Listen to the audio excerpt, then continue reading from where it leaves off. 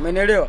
Yaani hapa gari ni ugali wangu mimi na kuelekeza wewe, tusaidiane katika maisha. Sasa ukileta mambo ya kisenge, umeingiza gari umevunja site mila, mdogo wangu, mimi nakosa ugali na wewe unakosa ugali. Sawa sawa. Zingatia nini? Zingatia chaki ninyooshe. Na uona mimi mwenyewe ni dereva. Usiseme mimi dereva wakati tumekuja kufundisha, mbona unaita mambo ya kisenge mzee? Haya sawa, mkubwa samani. Acha mambo ya kisenge bwana, mbona unaita mambo ya kimeusho? Moja basi, kama dereva kachukua gari lako, shuka hapo. Vipi babu? Tondoke hapo.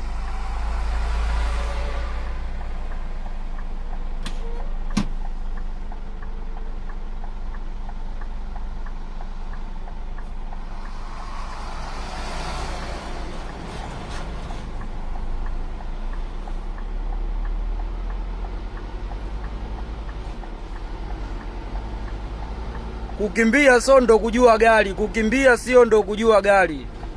Alafu zima indicator hiyo. Ushaingia bani na zima indicator. Kwani wewe unionagi mimi ninavyofanya mzee? Sawa, ni kazi za kumfundisha mtu gazi mimi siwezi kabisa babu. Yaani wewe ndo wa mwisho, mimi simfundishi mtu mwingine tena gari. Yaani wewe ndo wa mwisho.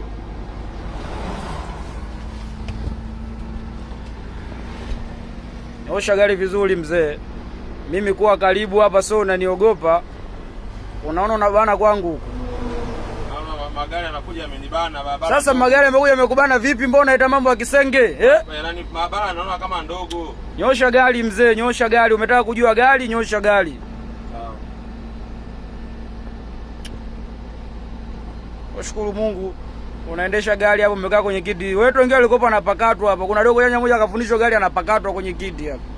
Wewe unasema gari ya nini? Naomba nitengeneze kofia hii. Kwa kunyoosha kofia wewe huwezi. Kofia umeivaa nini mzee? Mbona unaita mambo ya kijinga? Kofia. Nyosha gari babu. Nyosha gari, zingatia.